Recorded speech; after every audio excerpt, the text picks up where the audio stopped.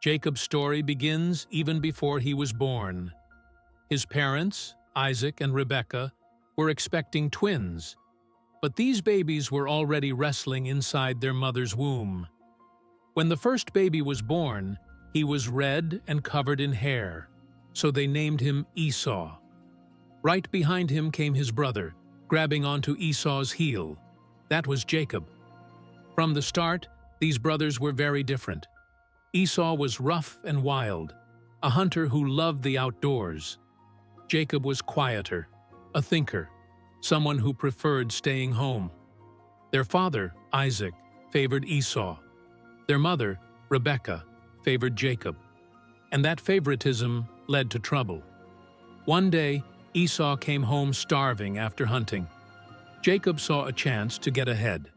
He offered Esau a bowl of stew, but only if Esau gave up his birthright, the special privileges of the firstborn son. Without much thought, Esau agreed.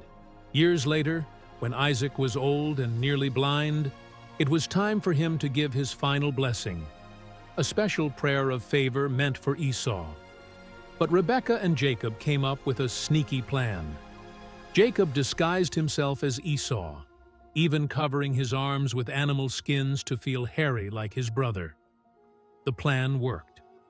Isaac gave Jacob the blessing. The blessing meant to shape the future of their family. When Esau found out, he was furious. So furious that Jacob had to run away to save his life. On the run, Jacob stopped to sleep one night using a rock as a pillow. That night, he had a dream. In his dream, a giant staircase stretched from earth to heaven, with angels traveling up and down. At the top stood God, who promised Jacob that his family would grow into a great nation, and that God would never leave him. Jacob traveled on until he reached his uncle Laban's land. That's where he met Rachel, and for Jacob, it was love at first sight.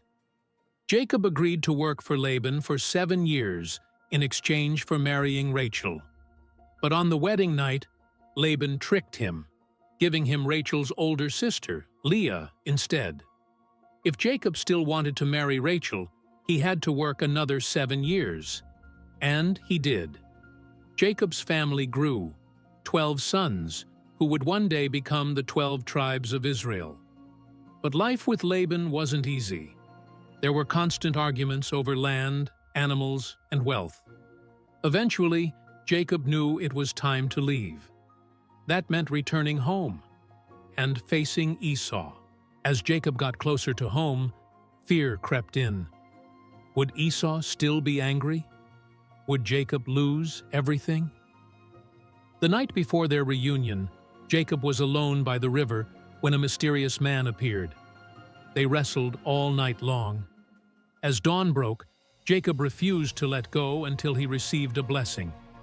The man, who was actually God in disguise, gave Jacob a new name, Israel, which means one who struggles with God. This moment changed Jacob forever. He wasn't just the trickster brother anymore.